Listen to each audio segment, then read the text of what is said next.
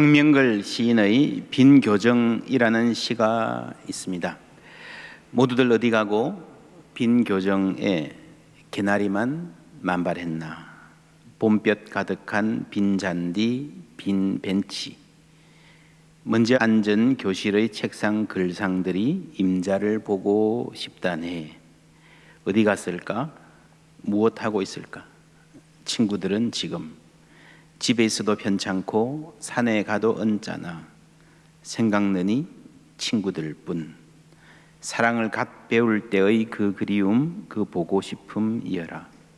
모두들 어디 가고 빈 교정에 개나리만 만발했나. 4.19 때 고등학생들이 나라를 위해서 나섰다가 많이 희생되고 교정으로 돌아오지 못한 그 친구들을 그리는 마음을 노래한 시라 전해집니다. 봄이 와서 개나리는 피었는데 책상들에는 뽀얗게 먼지가 쌓여 있고 교실은 텅 비어 있습니다. 친구들을 제잘 그리던 소리, 함께 나누던 대화들이 참 그립습니다. 지금 우리 교회당도 비어 있습니다. 먼지가 쌓이진 않습니다. 평소보다 더 열심히 닦기 때문에 반들반들합니다. 저는 바울을 연구한 학자로서 바울 서신을 무엇보다 그리움의 서신들이라고 규정합니다.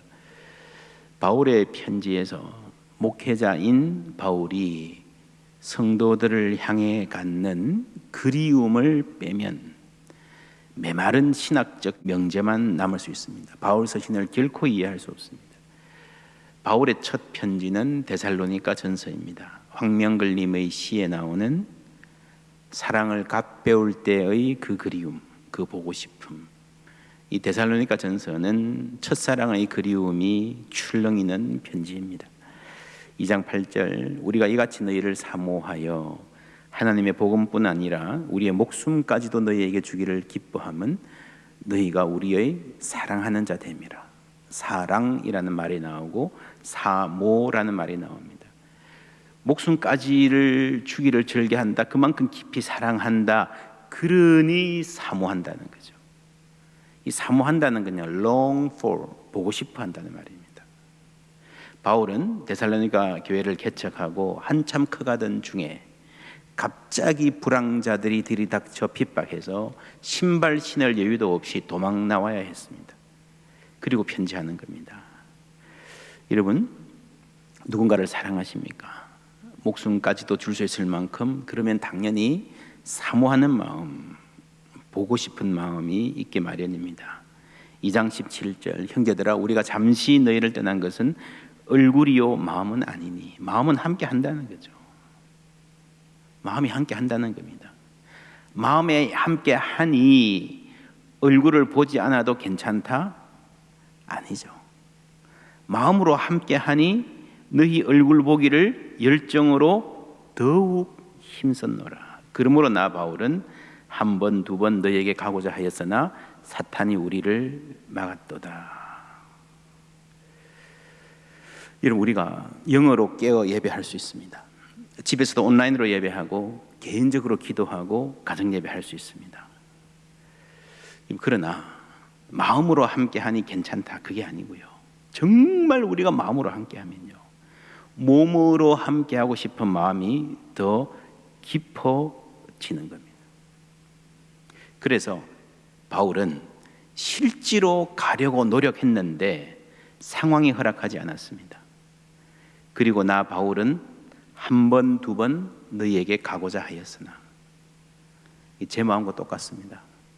그러므로 나 박영호는 한 번, 두 번 예배를 재개하고자 하였으나 상황이 허락하지 않았습니다.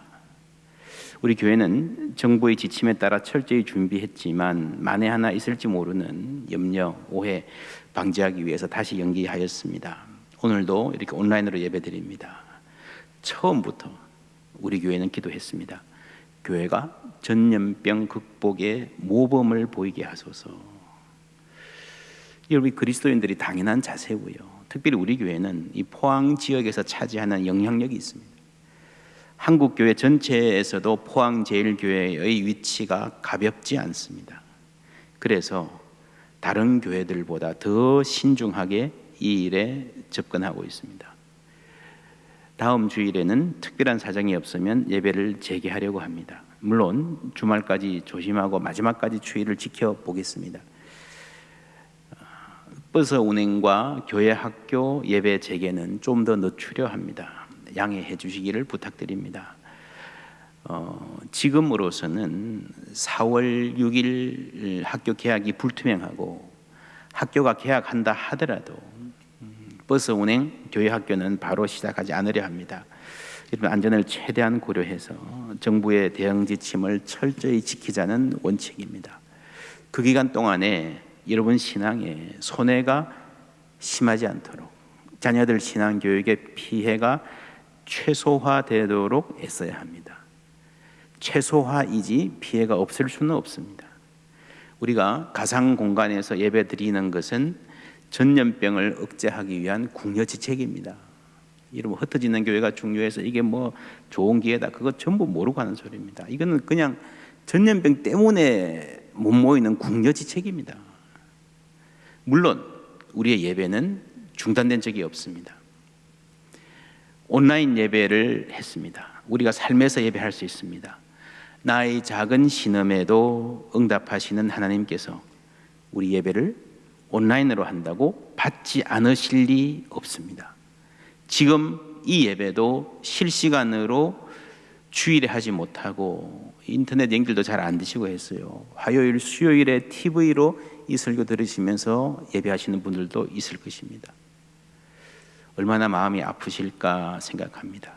그 아픈 마음을 하나님 받아주시고 만져주실 줄 믿습니다. 괜찮다, 괜찮다. 딸아, 아들아, 나는 네 마음 안다. 하나님 괜찮다 하실 것입니다. 그러나 우리가 그래요, 괜찮죠. 방에 삐딱하게 앉아서 누워서 리모컨 돌리면서 뭐 마음이 중요하죠, 뭐. 그러면 안 됩니다. 우리 인간은 연약하여서 몸이 안 가면 마음도 흐트러지기 쉽습니다.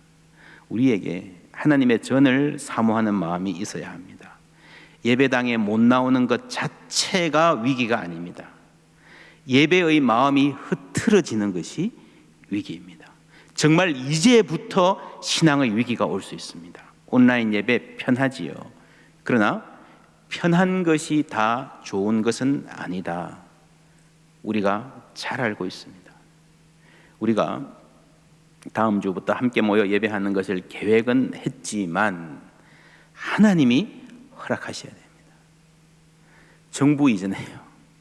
하나님이 허락하셔야 됩니다. 하나님이. 그래서 우리가 사모하는 마음으로 기도해야 합니다.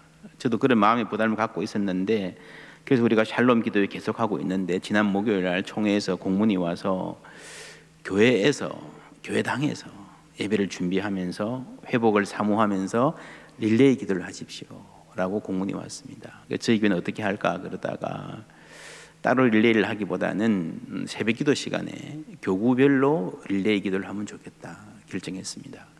그래서 여러분, 해마다 이맘때면 특별 새벽 기도회 하는데요, 올해는 특별 새벽 기도회 한 번만 나온다 생각하시고 우리가 교회 예배, 본당 예배 회복을 준비하는 마음으로 교구별로 내일 아침에 1교구입니다. 그 다음에 2교구 해서 교구별로, 물론 온 교우가 다 기도하는데 함께 모이기가 힘드니까 특별 새벽 기도라 생각하시고 하루만 나와서 기도하시고 이 본당 예배를 함께 준비할 수 있으면 좋겠습니다. 힘드신 분은 그 시간에 깨어서 집에서 온라인으로 기도하셔도 좋습니다.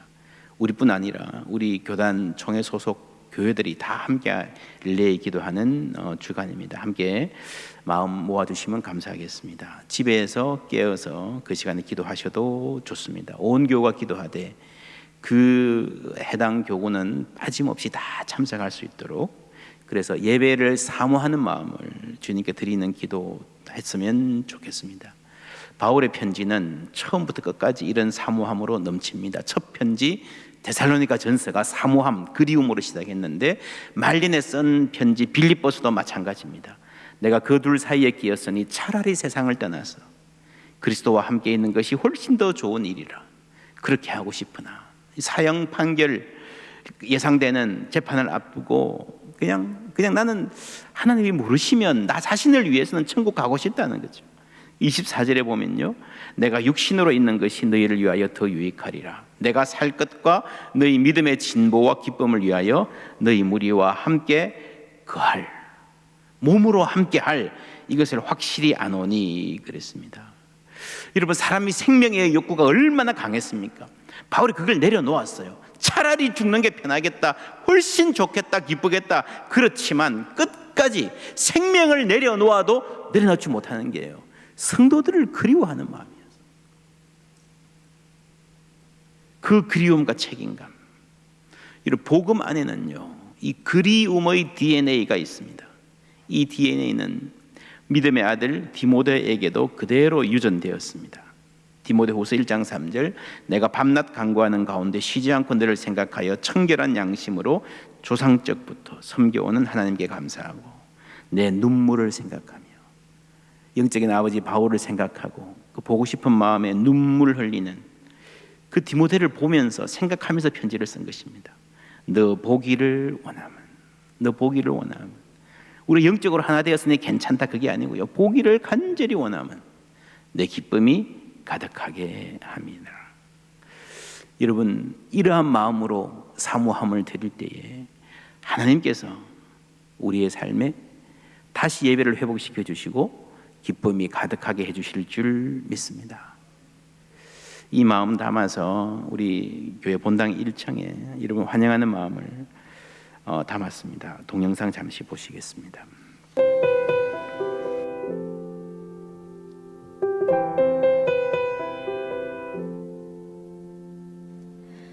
주님의 시간에 그의 뜻 이루어지리 기다려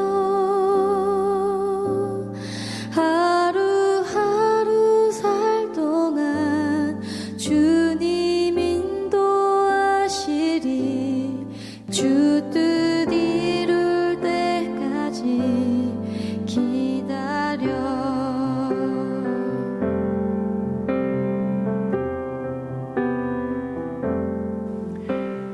예, 우리가 교회입니다. 이 큰 사진이 자세히 보면요, 우리 성도님들 한 분 한 분의 사진으로 구성되어 있습니다.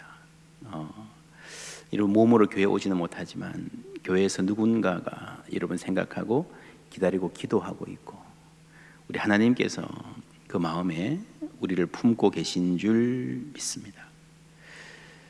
몸으로 만날 날 사모합니다.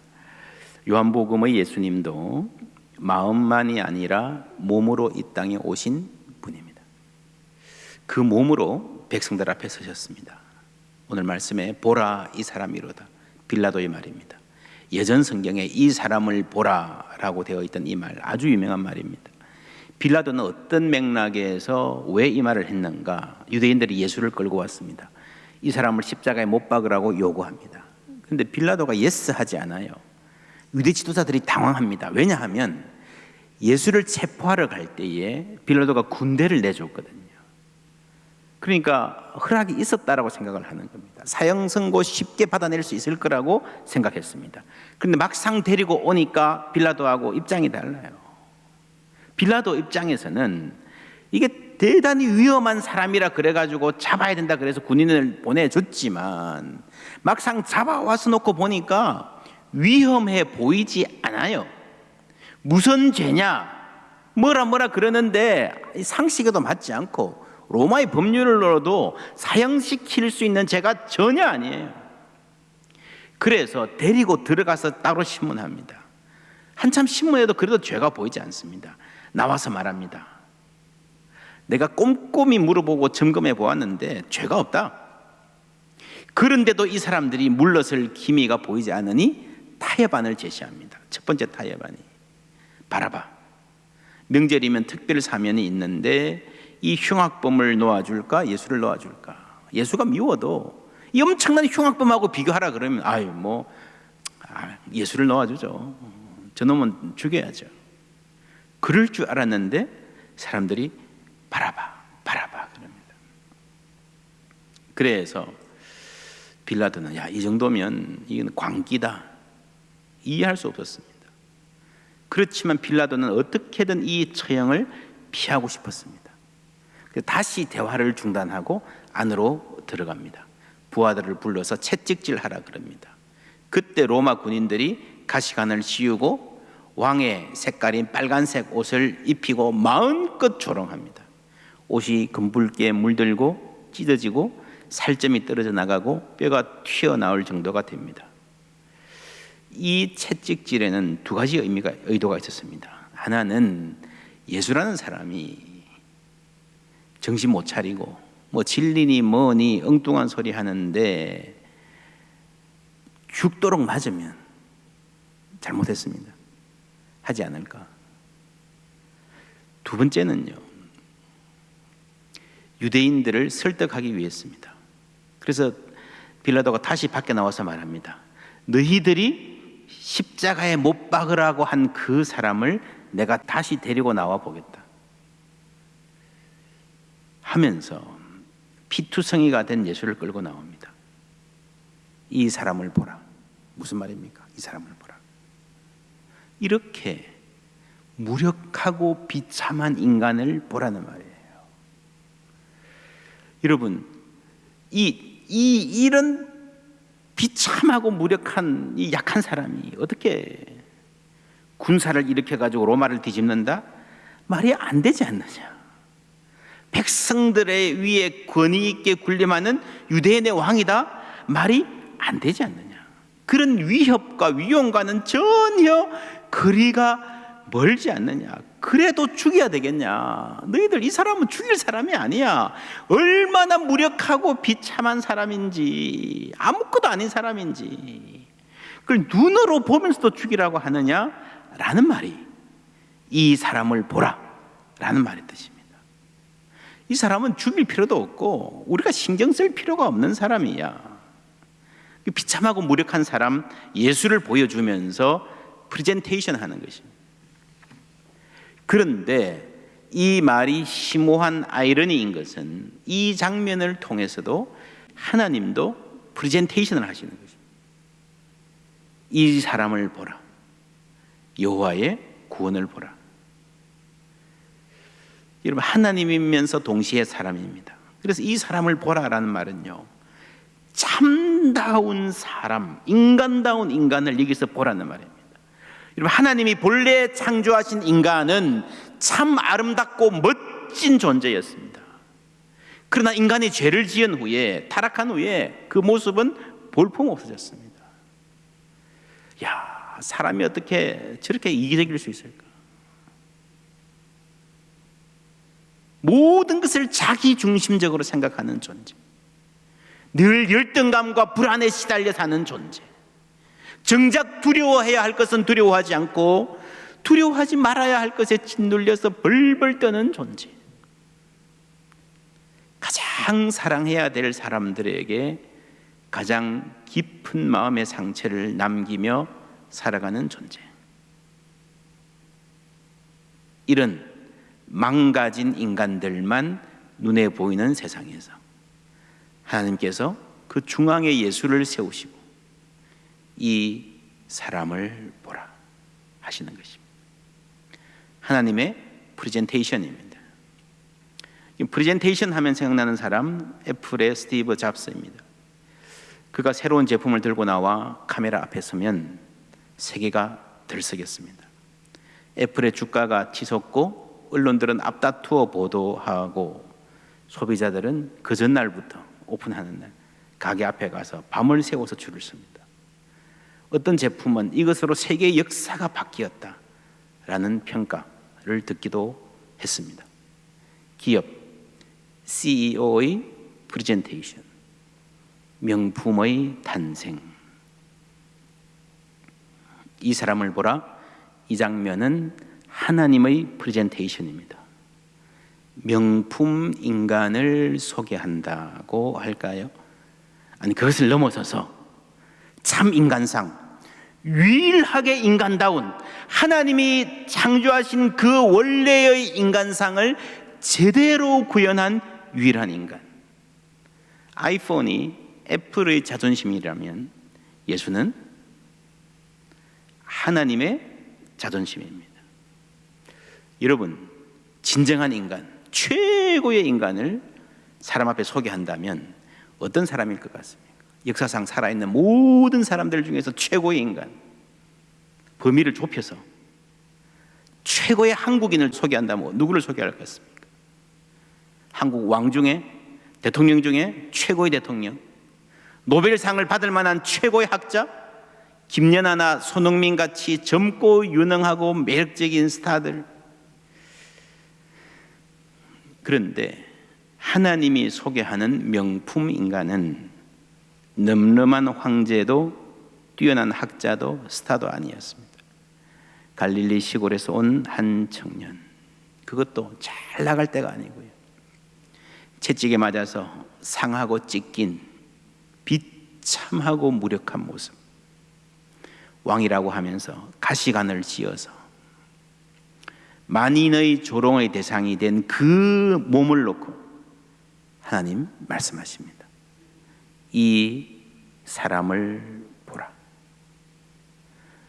모두가 성공을 바라는 세상, 모두가 권력을 추구하는 세상, 많이 가지고 많이 배우고 화려한 외모와 이력을 자랑하는 세상에서 아무것도 내어놓을 것 없는 한 사람을 통해서, 모두가 실패자라고 손가락질하고 고개를 돌려버리는 한 사람을 통해서 하나님은 참 인간의 모습을 보여주십니다.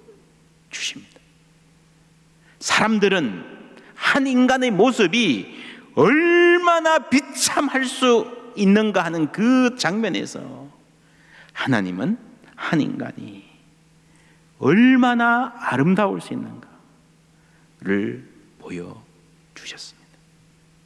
이 사람을 보라. 예수님의 겸손과 온유,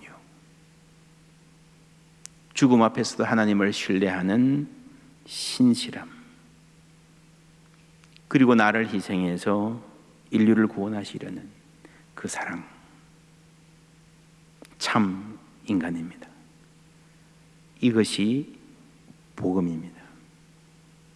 신기하게도 얼마 지나지 않아서 그 분 안에서 참 인간을 발견한 사람이 점점 늘어났습니다. 우리도 그와 같이 되고 싶다 하는 사람들이 점점 늘어났습니다. 그 흐름이 로마 제국을 뒤덮었고 오늘 우리에게까지 이어져서 우리도 오늘 그 분을 예배하고 있는 줄 믿습니다. 교회는 이 그리스도의 사랑으로 구원받은 공동체입니다. 교회는 그리스도의 아름다움을 알고 그 아름다움을 본받는 공동체입니다. 그런 점에서 교회 역시 하나님의 자존심 이어야 합니다. 장인이신 하나님이 만드신 명품 중에 명품 브랜드, 그리스도를 본받는 명품 공동체입니다. 베드로전서 2장 9절, 그러나 너희는 택하신 족속이요 왕 같은 제사장들이요 거룩한 나라요 그의 소유가 된 백성이니 이는 너희를 어두운 데서 불러내어 그의 기이한 빛에 들어가게 하신 이의 아름다운 덕을 선포하게 하려 하심이라. 옛날 성경에 그 아름다운 덕을 선전하게 하려 하심이라 라고 번역되어 있었습니다. 선전, 아주 마음에 와닿는 익숙한 용어죠. 그런데 오늘의 한국교회, 선전이 잘 안 되는 상황입니다. 교회가 하나님의 아름다움을 드러내고 선전하기는커녕 심하게 손가락질 받는 상황입니다. 그렇지 않아도 사회에서 평가가 좋지 않던 참이었는데 이번 코로나 사태 때 신천지가 사고치면서 교회가 조금만 잘못하면 너희가 신천지와 다를 게 뭐냐 이런 소리를 들어야 했습니다. 그리고 그 와중에 일부 교회들이 무분별하게 행동함으로 그런 비난의 목소리에 더욱 힘을 실어주는 형국이 되고 말았습니다. 왜 다른 데는 다 협조하는데 교회만 자꾸 모이라 하느냐? 엄밀하게 말하면 사실과 다릅니다. 다른데 유흥업소들, 콜센터 이런 데들 아직도 무분별하게 움직이는 것 같습니다. 거기에 비하면 대다수의 교회들은요, 정부 지침에 잘 협조하고 있습니다.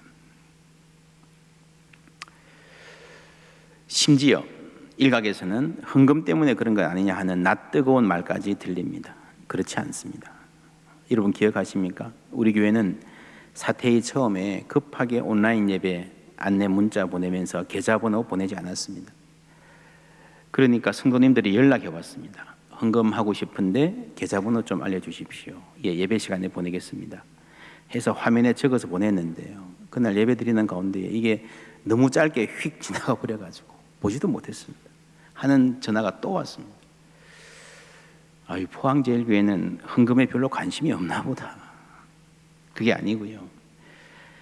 여러분 저도 온라인 예배 드리면서 재정부 장로님께 헌금 몇 % 들어왔습니까? 한 번도 물어보지 않았습니다. 한참 지나서 엊그제 이제 수요일 저녁에 재정부에서 정리해서 들고 오셨습니다. 이게 자랑이 아닙니다. 엄밀히 말하면 제가 교회 행정의 책임자로서 해야 할 일을 안 한 것입니다. 직무유기입니다. 제가 헌금에 관심이 없다기보다는 예배를 온라인으로 드려야 하는 이 초유의 사태를 맞아서 어떻게 우리가 예배하고 성도들 돌보고 아이들 교육하고 공동체의 영적인 활력을 유지하는가 하는 것이 너무 급하고 중요했기 때문에 헌금은 생각의 우선순위에서 밀린 것입니다. 그리고 이 포항 지역에서 소외된 이웃들이 없는가 돌아보고 선교하고 또 시시각각 변화하는 상황 속에서 교회가 어떻게 방향을 잡아야 하는가가 너무 급하고 중요했기 때문에 헌금 문제는 관심에서 밀린 것입니다. 저는 다른 교회들도 대부분 크게 다르지 않으리라 생각합니다. 목사가 이런 말까지 해야 되냐? 저는 참 싫습니다. 유치합니다. 그런데 지금 이런 말까지 해야 될 정도로 교회에 대한 오해와 공격이 많습니다. 여러분 한국교회 잘못한 점이 많지만요, 한국교회가 그렇게 한심하지 않습니다. 우리라도 잘 알아야 됩니다. 상당 부분 교회에 대한 비난은 침소봉대되어 있습니다. 지금 입을 모아 한국교회를 공격하는 언론들, 한국을 대표한다는 신문사들이 몇 개월 전까지만 하더라도요, 이 신천지라는 집단을 얼마나 부추겨 줬는지 모릅니다. 대단한 집단으로 막 올려줬습니다. 오늘 사태가 이렇게 된 데는, 오늘의 한국 사회가 이렇게 된 데는 언론의 책임이 훨씬 더 큽니다. 왜냐하면 그때 이미 신천지가 얼마나 반사회적인 집단인지, 가정을 파괴하고 젊은이들의 삶을 한다든지 하는 행동이 잘 알려져 있던 상태였습니다.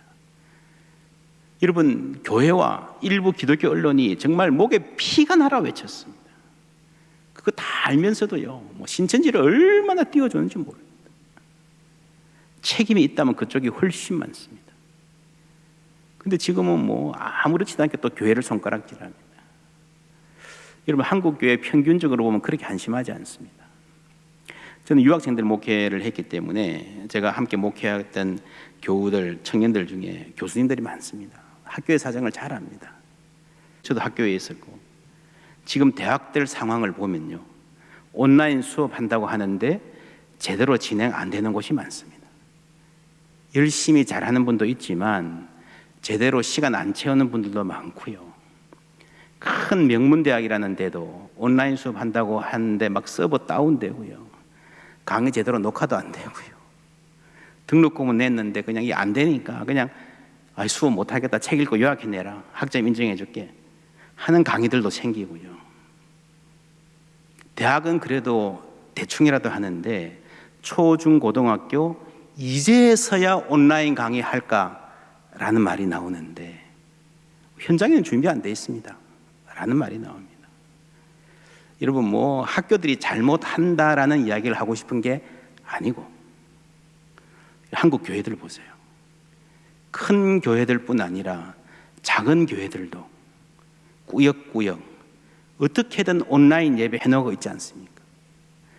여러분, 이 온라인 예배라는 게 몇 배로 더 힘이 듭니다. 그냥 송출하고 내보내면 볼 수 있는 그런 게 아닙니다. 그래서 우리 교회는 지금 작은 교회도 열심히 찾아가서 돕고 있습니다. 여러분, 학교들에 비하면요, 재정면에서 보더라도 비교가 안 될 정도로 작은 조직인데 교회들은 해내고 있습니다. 여러분, 교회를 향한 헌신, 한국교회의 실력, 그리고 주님의 일을 향한 열정 우습게 보시면 안 됩니다. 교회는 그렇게 만만한 집단이 아닙니다. 교회가 가진 잠재력, 저는 오히려 이때가 교회의 잠재력이 발견되는 시기라고 봅니다. 물론 이 말은 우리끼리 하는 말입니다. 우리는 알아야 됩니다. 우리끼리 알아야 됩니다. 그런데 지금 한국 교회가 세상을 향해서 우리는 억울하다 대놓고 말하는 것은 지혜롭지 않습니다. 세상을 향해서는 온유하고 겸손해야 됩니다. 교회를 비판하고 욕하고 손가락질하는 사람들을 향해서도 웃어주고 기도해 주어야 합니다. 일부 요구가 부당하다 하더라도 우리는 더 잘 따라야 됩니다. 왜요? 예수님이 그러셨기 때문입니다. 우리가 이 예수님을 닮으면, 이 예수님을 닮기만 한다면 우리는 부족하지만 우리도 명품교회, 명품인간 될 수 있을 줄 믿습니다. 너희가 세상의 빛이란 말이 바로 그 말이에요. 하나님이 그걸 원하시는 것입니다. 여러분, 이 코로나19 길어질지는 모르겠지만 지나갈 것입니다. 지나가지만 흔적을 남길 것입니다. 저는 그래서 당장 이것을 어떻게 이길까, 극복할까 하는 고민도 있지만 이 사태로부터 우리 교회가 무엇을 배울 것인가, 이 사태가 지나고 나서 어떻게 교회가 더 견고한 교회로 서는 은혜를 누릴 것인가에 대해서 묵상하고 기도하고 연구하고 있습니다. 사순절 기도 제목 쓰면서 여러분 기억하시죠? 환난이 지나고 더 견고한 신앙으로 서게 하옵소서. 이 기도가 우리 모두의 기도가 되어가고 있음을 믿습니다. 이 공백 기간이 지나고 우리 교회가 더 견고한 교회로, 여러분 한 사람 한 사람이 더 하나님 기뻐하시는 자녀로 서기를 바랍니다. 우리가 매일 되풀이하여 기도하는 그 기도에 힘이 있습니다. 교회가 전염병 극복에 모범을 보이게 하소서. 매일 기도했습니다. 이미 우리 마음에 중요한 가치가 되었고 이 부분에 우리가 하나로 마음이 모이고 있습니다. 끝까지 우리는 이 입장을 견지할 것입니다. 우리는 전염병 극복 노력에 최선을 다하면서 우리가 소중히 여기는 예배 더욱 소중하게 여기는 교회 되기를 바랍니다. 어쩌면 앞으로가 더 힘든 시기가 될 것입니다. 전에 경험하지 못한 어려운 시기가 다가오겠지만 전에 알지 못했던 크고 놀라운 은혜를 경험하는 시기가 될 수도 있습니다. 그럴 수 있을 것 같습니까? 어떻게 될 것 같아요? 하나님의 사인이 있습니다. 우리가 예배로 모이지 못하는 동안에도 교회의 심장, 선교의 심장, 이웃 사랑의 심장이 힘차게 뛰고 있습니다. 여러분 광고에서 보셨지만 지난 주간에도 청년들, 우리 상공풀, 도움이 필요한 가정 아이들 돕는 일 계속했습니다. 군사님들 면 마스크 만드시고요. 우리 장로님들은 이웃 교회 가서 방역하시고요. 국제부 유학생 돕는 일 계속하고 있습니다. 다비다 선교회 이웃들에게 반찬 만들어 봉사하는 손길 열심히 하고 계십니다. 여러분 어떠십니까? 하나님이 보시고 뭐라 그러실 것 같아요? 포항제일교회 쓸만하다 그러실 것 같습니까? 그래, 너희들이 내 자존심이다 말해주시면 좋겠습니다. 그렇다면 교회에 희망이 있습니다. 왜냐하면 우리의 미래는 세상 사람들에게 달린 것이 아니라 하나님께 달려있기 때문입니다. 포항제일교회의 미래가 하나님 손에 있습니다. 여러분 미래가, 여러분 자녀와 생업과 건강이 하나님 손에 달려있음을 믿습니다. 한국교회의 미래가, 대한민국의 미래가, 이 세계의 미래가 하나님 손에 있음을 믿습니다. 이 믿음 안에서 평안 누리시기를 바랍니다. 이 믿음 안에서 더욱 주님 사모하시기를 바랍니다. 그럴 때에 우리는 부족하지만 하나님의 아름다움을 세상에 보여주는 하나님의 자존심으로 우뚝 서게 될 것입니다.